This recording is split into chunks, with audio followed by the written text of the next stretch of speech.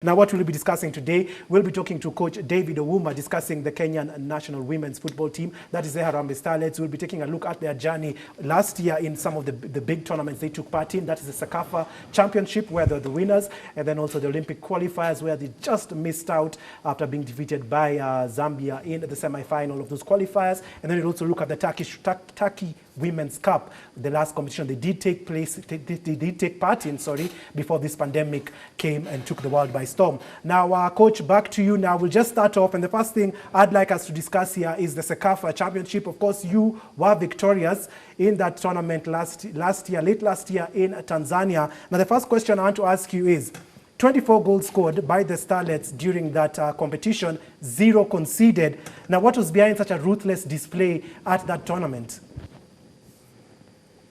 Yeah, I think for us, the most essential part, first of all, I would like to thank the Federation through our President, Mr. Nick Mwendwa, because why we say so, because it takes heart, for example, to field a national team in all the available competitions. And this was possible because not all the countries, for example, they have the financial muscle to do this. But you see, this moment, in current leadership of the Federation, we played in the Olympic qualifiers, AUCON qualifiers, and of course the SECAFA. And again, which you have already said, also the Turkish Women Cup. So these are 4 major situations that Harambee Starlets have been. So having said so, talking about the success of SECAFA, I think for us, under closed doors, and with the players and the technical team, we saw there was minimal chances of us qualifying for the Olympics, but we knew it's possible. Nothing is impossible. So for us, if you could look at the conditions that we set ourselves up in terms of the Olympic qualifiers, we managed to do properly. And except we had some at the latter stages of qualification on the brink of qualifying at the Olympics.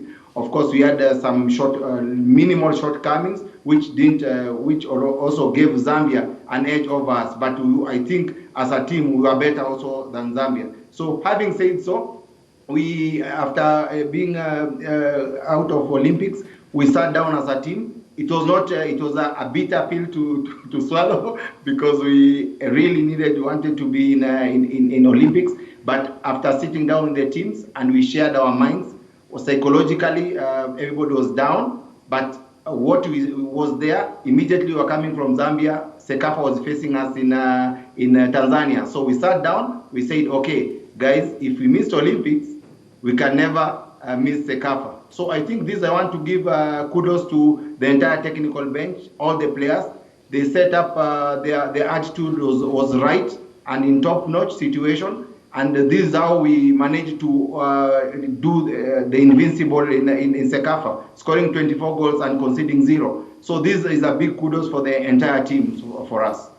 Okay, very well said there by Coach David Ouma. Now, let me ask you guys here, onset with me. How important is it? He has just mentioned there, just missing out on the Olympics fueled the drive and the hunger for the Starlets to go on and lift the SECAFA Championship. How important is it as a footballer and as a coach as well to leave, if you've failed in a previous competition, to not let it linger in your mind and just let it go and focus on the future tournaments?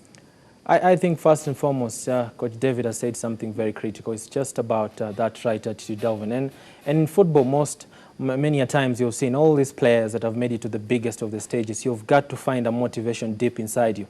And that's what those ladies did, because you've lost to Zambia. He's one, the Shipolo Polos. He's one of the best teams in African football. You've just got to show them that you're down but not out. And they went to Tanzania, and I think for me they were top class. And as he has said again, Delvin, time and time again, if you have the right players with the right attitude, nothing is impossible.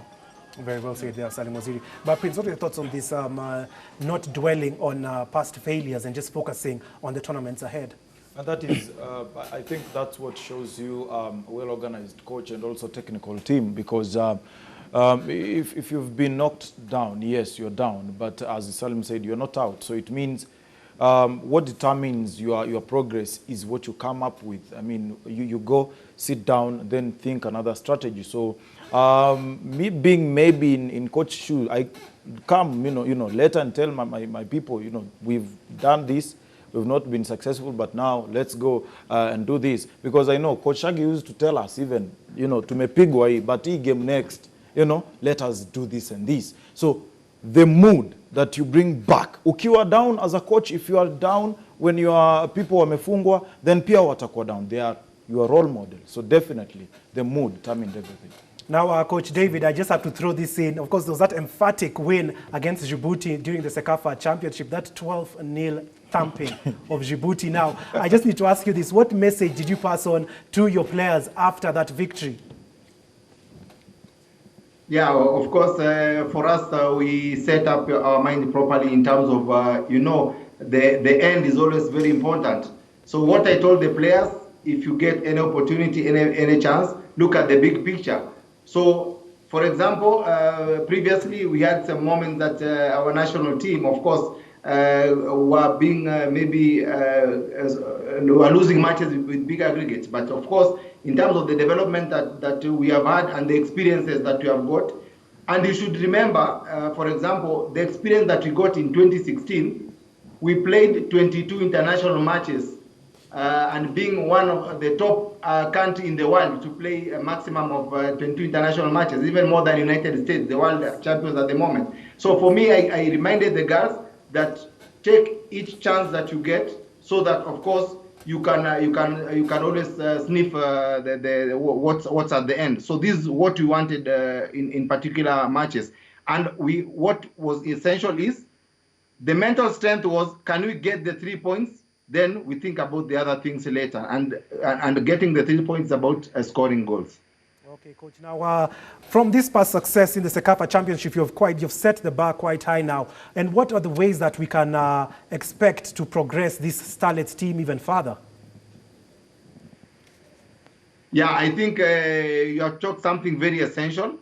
I think, first of all, I would like also to commend the Federation in terms of also at the technical department enacting a step of scouting development.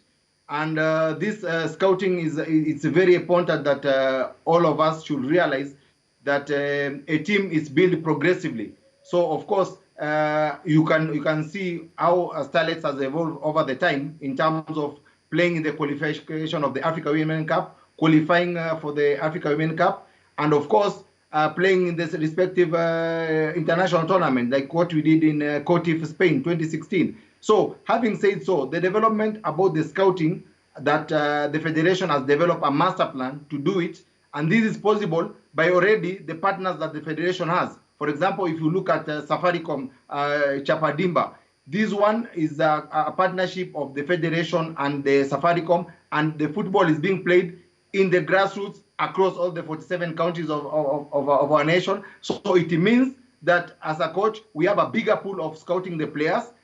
The logistics are arranged properly, and that's how you have seen the transition now. Not only that we have around 50 players in our disposal, but at the moment we have scouted extensively. So it means we have over 100 players that we can check countrywide who are having the right attitude in terms of to compete at this level. So for me, these are the biggest steps that I think the Federation has done. And for me, if you look at what also Safaricom has done for us, it helps me to identify these talents. So it's equal chances. And the next step that, for example, as a coach, I keep a keen eye is I was tasked to go and look at for example, the primary schools and the high school games, where it's sponsored by the Coca-Cola. And I was there at the Nationals in Kisumu. So the next step will be, for example, the Federation to partner with Coca-Cola, because Coca-Cola is a big brand, and if it's coming to the game, and the structures are already there, so this is how we can always move our game going forward. And having said so, we need a bigger situation of scouting. The reason is because every fan or everybody is associated with football would like to see, for example, a new talent in our country. And this is why the Federation is there. And this is why scouting now is forming a very strong component in our society. So for us, we try to give the players equal opportunities. And for me, I think also the counties have the sports development funds, where now the structures of the federations give them to cooperate within the grassroots, for example, because we have the under 13 leagues, under 15 leagues. So for me as a coach, I think the steps that are being taken this moment are giving me opportunity to look a wider pool of players, not in the normal situation that was previously a few players, but now it's wide open. Okay, Coach Ouma there. Now, he's mentioned something that very, very important, talking about a wider pool of players to select from. Now, this just brings back to the topic we have been discussing here in Soccer 360 over the past couple of months. I would like to say that youth academies, this is a very important aspect in terms of scouting for talent. And what's your take now on this youth academy, the system in here in Kenya? Personally, I feel like Coach Ouma, as a head coach for our national team, should not go to those scouting, stadium. I mean, to go to watch those matches alone. I think he should take along other coaches, other, Premier League coaches, other academy coaches, so that even if, yes, he selects maybe more than, if Coach Ouma selects 50 girls and a national team, maybe inaweza only maybe in a 25 tukienda sana, it means other girls watabaki wakingoja that opportunity, but haitakuwa that big. So I really feel like for them to feel that Kenya wamewakia, coach anafaende pia na hao coaches wengine. So if you get those quality players, share them amongst the top clubs and other, other divisions. So I really feel like they should not just look at the starlets. Okay, now Salim, talking about still on that same matter, how important is it that we set up youth academies as well for the women's football? You look at some of the best teams, let's say, for example, in African football, like the Ghana Black Stars, it's because they have the right system where the under-15s and the under-17s, they become a nursery for feeding the national teams. But then again, as he has rightfully said, Coach David Ouma, once all these players that are in the Harambee Starlets, they have been got from, I think, the national school games, because when you come into the national team, Delvin, it's a once-in-a-lifetime opportunity. You don't take it, you're out of it. So. And that's what is happening. And he's playing a very key role in making sure these players develop. And if all the stakeholders of Kenyan football are watching, you can never have a successful national team if your system, the under-17 and the under-23s, is not right. You want to have a successful national team, you've got to look at those kids in the grassroots. Because, Delvin, you go watch games in a window when you go to a Lego Usonga. Those stadiums are full to capacity, and the players in there, you look at someone playing the countryside, and you ask yourself, why is he not in the national team? And why is she not in the national teams? Because there's a lot of class out there. It's just got to be tapped. Delvin, our football, our women football is, growing day by day. It's growing day by day. So I really feel like, and also I thank everybody who has taken, his time to at least come up with those, competitions to make school games and other companies tournaments. So I think that is something also that is boosting those girls. So the academies zimeanzia hapo. Those are our, local academies. So let us also establish those, known ones, so that they can also get support through a right structure, so that at least even our ladies wanaweza kuonaenda kununuliwa. We've had our ladies going to for trials abroad. So it's a great thing that coach and the technical team are doing. Okay, now let me just, I have a question here for you, Coach Ouma. Now, how important is it that on national level, that there's a system in place that starts from the under-15s, under 10s, I guess? How important is it that we have such a structure in place in the national football team? Yeah, I think it's very important, of course, as the discussion that we're making in terms of the academies, forming a key part in terms of the talent search, talent development, and talent exposure. So as a federation at this moment, the academies that are duly registered are also affiliating in terms of the clusters per academy. For example, an academy that has how many, for example, training fields do you have? Do you have also supplementary sports? So, for example, in terms of nutrition, are you concerned about the players? So these are the minimal essential threshold that, for example, the federation has to us. Do you have qualified football trainers? So these are the aspect of the academies. Because as you know, the other aspect is for you to have an academy, for example, you should have at least 2 or 3 teams minimum 3 teams, whereby, of course, you can have, for example, 2 under-10s and 1 under-12, or for example, you can have under-10 and under-7, under-10 and under-13, so spreadingly. This is important because of the development nature of the players.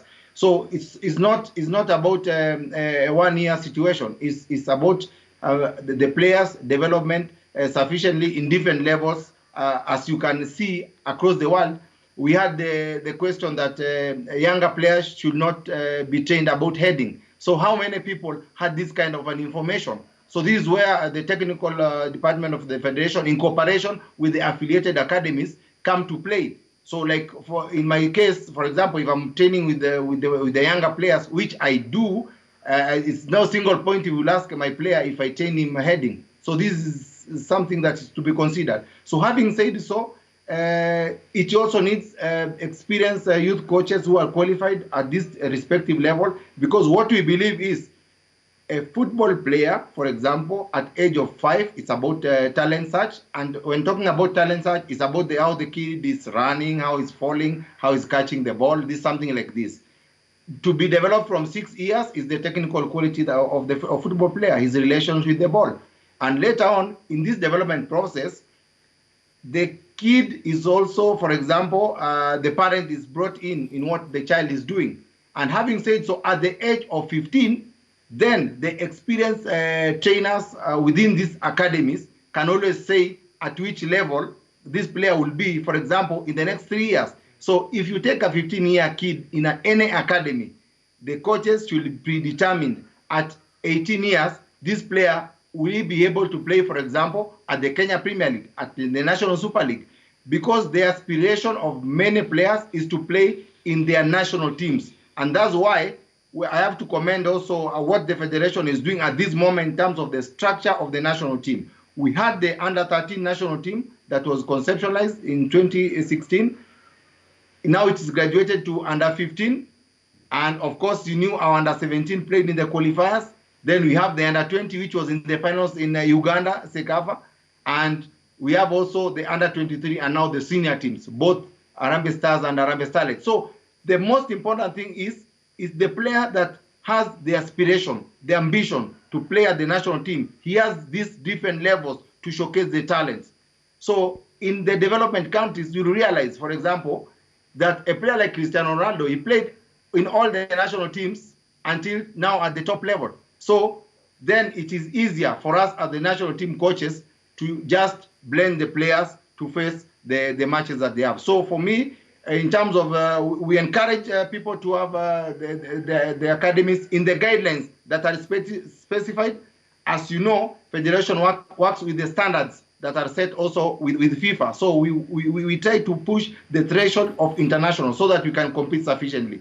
And for this measure, we are happy with already the academies that have taken a step to expose our players outside the country. There are those academies that we know that they take their players to Spain, to Bulgaria, to England, to expose these players. So it means the stage fright is out there, the players are exposed properly, and they can see out the outside world how football now is becoming a total business. The only aspect that we have to do now to the academies, please try to cooperate the players, parents into your program so that they can realize the development of these players, because unless we invest sufficiently, already the federation is doing in terms of putting the structures, so we have to invest at all angles, and that's the most essential thing that I will talk about this situation. Okay, now I've just picked up something there. You said exposure. Now, the Harambee Starlets recently took part in this Turkish Women's Cup. Now, in terms of exposure and progression, how important is it that the national team takes part in more of these international cups outside their comfort zone, being here at home? Yeah, I think this is a very, very interesting question, if I may say. You know, when we won Sekafa, yeah. So the situation is I'm meeting my president, Mr. Nick Mwendwa. So the situation is you expect also congratulations. So in my ear, you know what the president asked me? He told me, do you think that it's possible to win the Africa Women Cup of Nations? Way. So for me, having said so, in his mind, you can see already, I didn't realize it until now. We went to play in the Turkish Women Cup. The message was, for example, we are going to play against Chile. Chile was in the World Cup. They are ranked at position 32 in the world. Look at Ghana. They are ranked at position 60 in the world. Look at Northern Ireland. They are ranked at position 56. And for us, with the enormous amount of work that have been done since 2016, can you imagine? It is quantified to now we are ranked at 133. So it means we come out from the position that we were at last to 133, which is happening progressively. So at the Turkish Women Cup, we were meeting Chile, which had already met the USA, who are the world champions, in France. And you can realize USA beat Chile 3-0. So the situation was, and this will be the learning point both for me as a coach and also for the players. For example, the high match was against Chile. Despite missing the professional players that currently we have, I took also a new composed team to the Turkish Women Cup. But you can see against Northern Ireland, we won 2-0.